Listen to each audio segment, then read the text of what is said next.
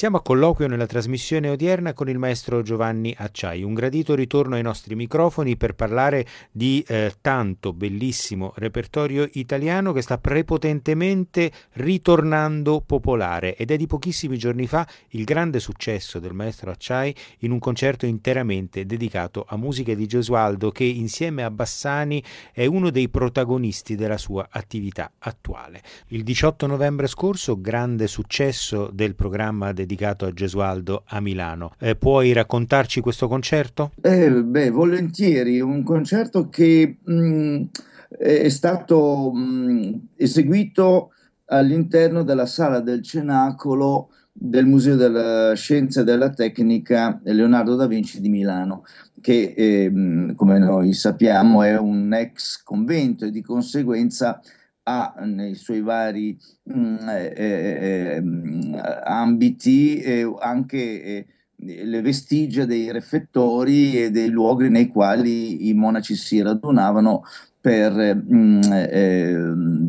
consumare i loro pasti. E in questa sala mirabilmente affrescata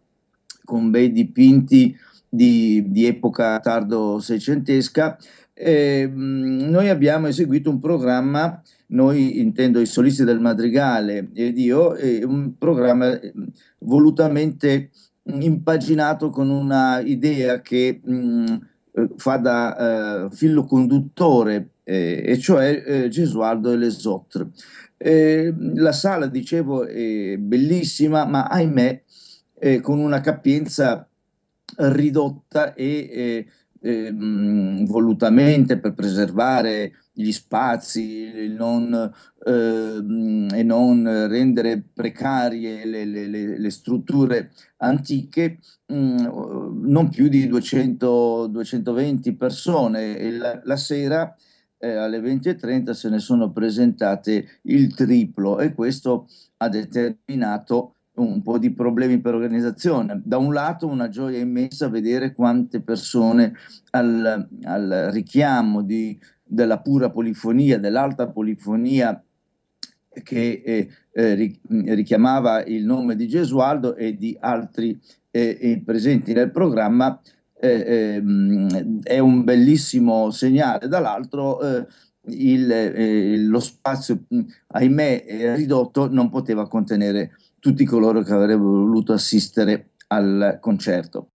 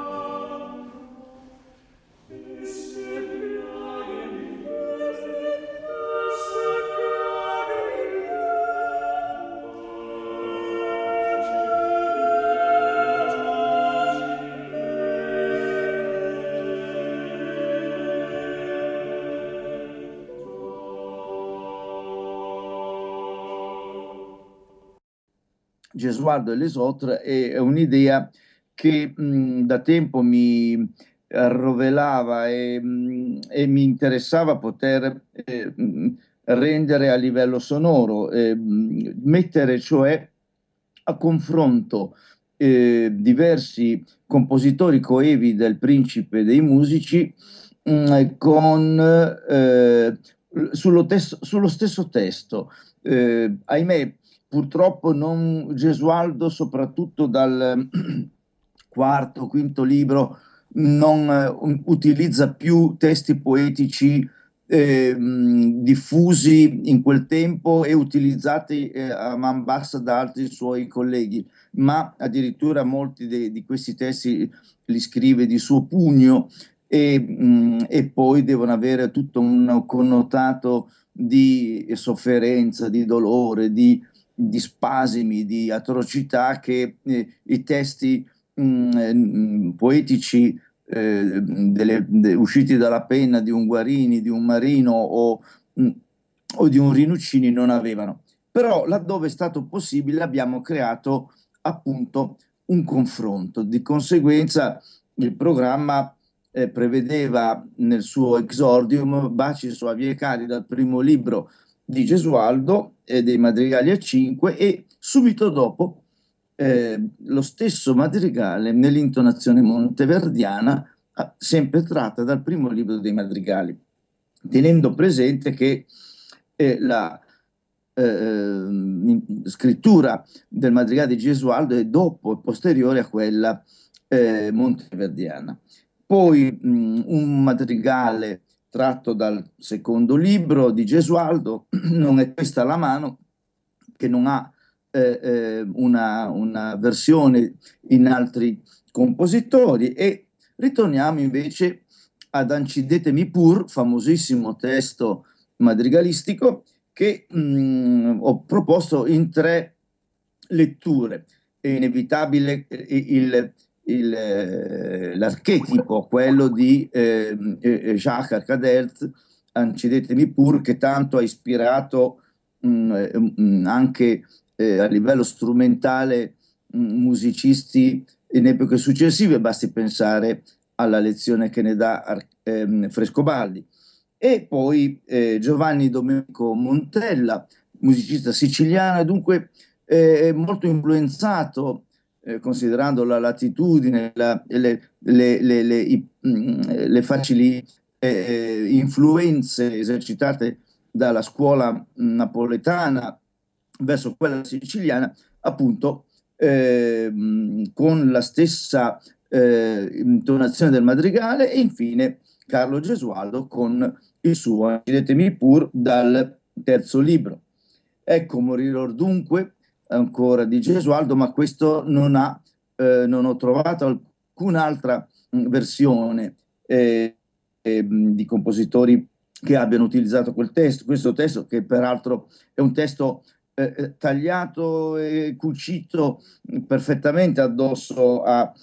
Gesualdo. E quarto libro, già ci avviciniamo a quello che dicevo prima, l'abbandono di testi comuni per avere testi personali, così come in fondo, mi perdoni un po' il paragone ardito, è quello che avviene con Verdi quando cerca dei libretti che possano accendere la sua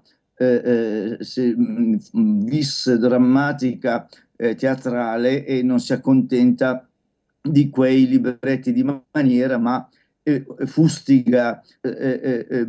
incita i librettisti che collaborano con lui perché gli forniscano dei testi adeguati.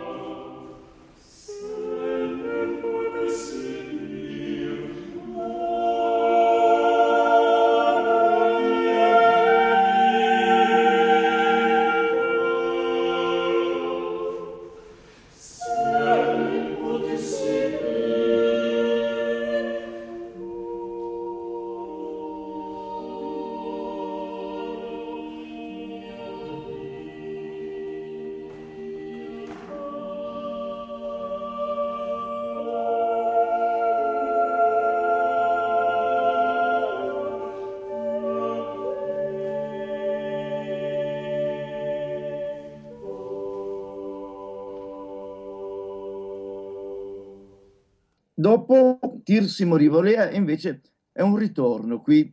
addirittura siamo in Arcadia e chi meglio di Luca Marenzio poteva con quel suo apollineo modo di intonare il madrigale senza problematicità nello stile, nell'utilizzo degli strumenti contrappuntistici o delle verticalità armoniche esasperate come fa Gesualdo, poteva rendere questo testo. E questo è interessante perché anche Gesualdo, e non a caso questo testo è del primo libro, Gesualdo scrive un madrigale che potrebbe essere messo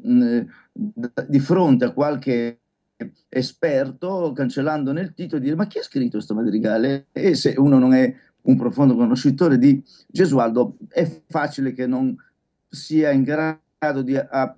accreditarlo al maestro napoletano. Dopodiché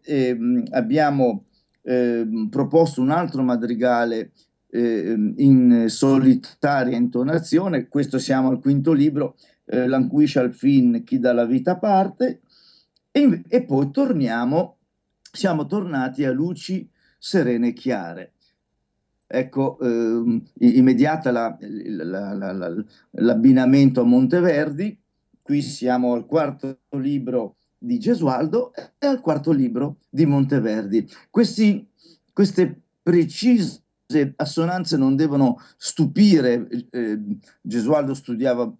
molto attentamente i libri di madrigali che uscivano dalla penna dei musicisti maggiori del suo tempo, e Monteverdi era il divino Claudio, e è inevitabile che volendo intonare un madrigale sul testo appunto di luci serene e chiare sia ricorso al modello, di Monteverdi. Il testo dell'Arlotti peraltro è una poesia dell'Arlotti, è una poesia piena di colore, di sfumature, di contrasti, di tutti quegli ingredienti che permettono a un compositore ispirato una possibilità di rendere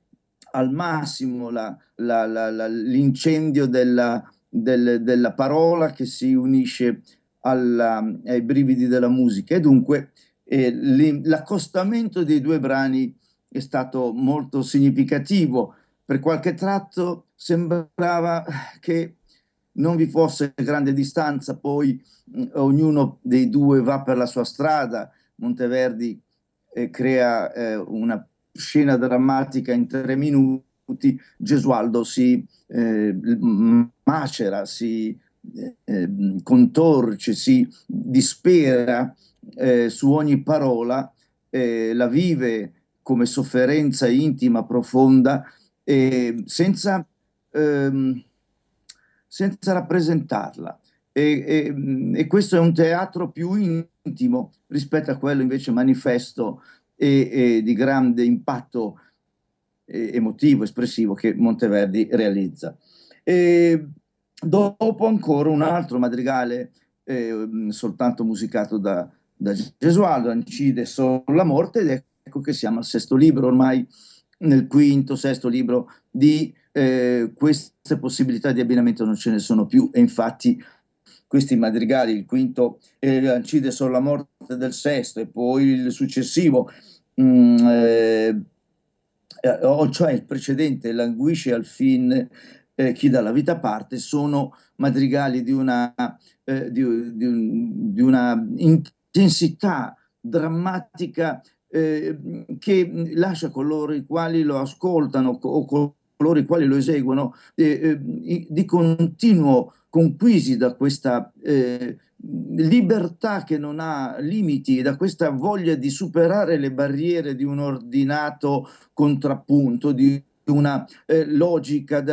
e di un rispetto della grammatica e della sintassi. Nulla di questo avviene e tutto si realizza sotto l'impulso di stimoli, di sensazioni, anche arriverei a dire di dolori, di sofferenze immediate che colpiscono l'autore e che egli non ricaccia indietro, ma invece pone di fronte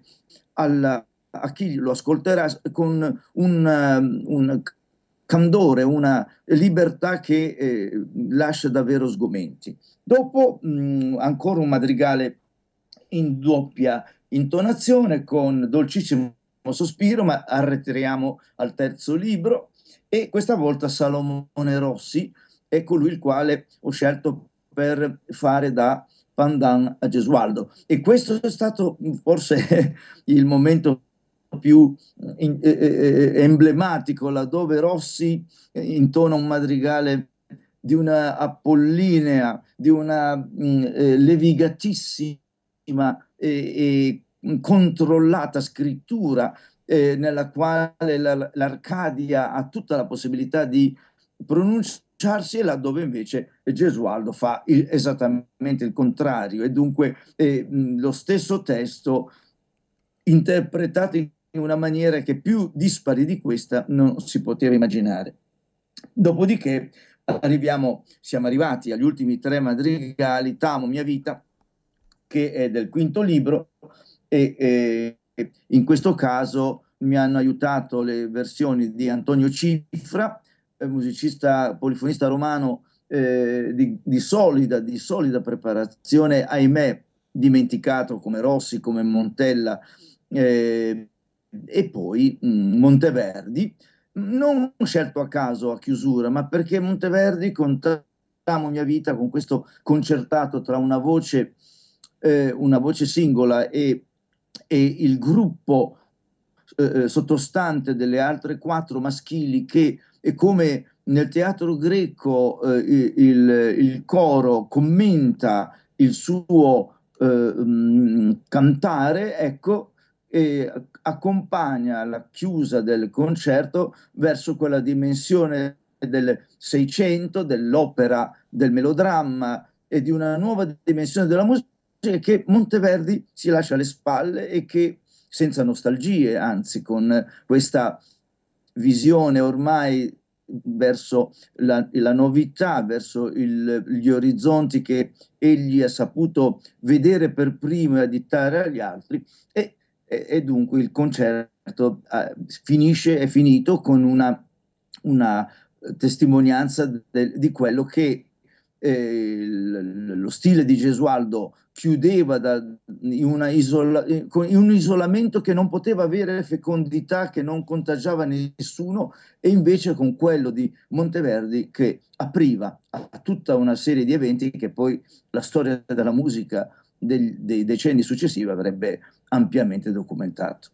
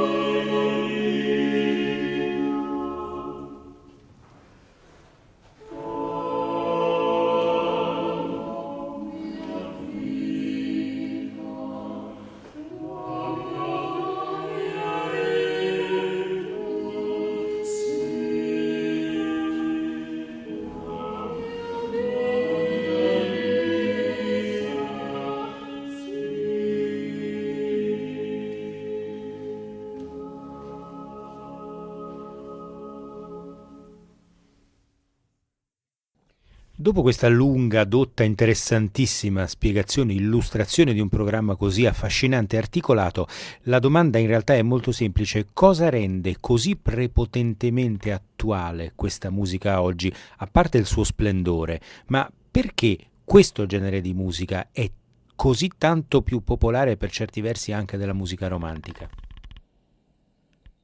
Io credo che il pubblico ha diversi livelli di capacità di ascolto, che non deve essere peraltro professionale, non necessariamente professionale, riesca a cogliere, partendo da un testo che è di mirabile bellezza e di intensità espressiva che non si discute, percepisce proprio la dimensione della comunicazione, che forse avviene in maniera più diretta di quanto non avvenga con un lead di Schubert, il quale peraltro è musica che ha molta affinità con quella madrigalistica, ma ahimè, vuoi la lingua, vuoi non sempre la immediatezza della percezione, ha qualche difficoltà in più. Qui invece siamo laddove ci siano persone che ovviamente sono disposte a lasciarsi prendere, a conquisire da questo linguaggio, il rapporto è diretto e il pubblico, ripeto, questo era un programma, lo avrai percepito dalla lunghezza, che durava 80 minuti, quasi 90, e stare inchiodati a una seggiola o seduti per terra perché non c'era posto per tutto questo periodo in totale silenzio, aggrappati alle emozioni che si succedevano attraverso i cambi di scena, di situazione che ogni poesia madrigalistica, soprattutto la poesia dei Guarini, dei Rinuccini, gli Arlotti, è capace di realizzare. Questo è come quando rimane affascinata dalla lettura delle cantiche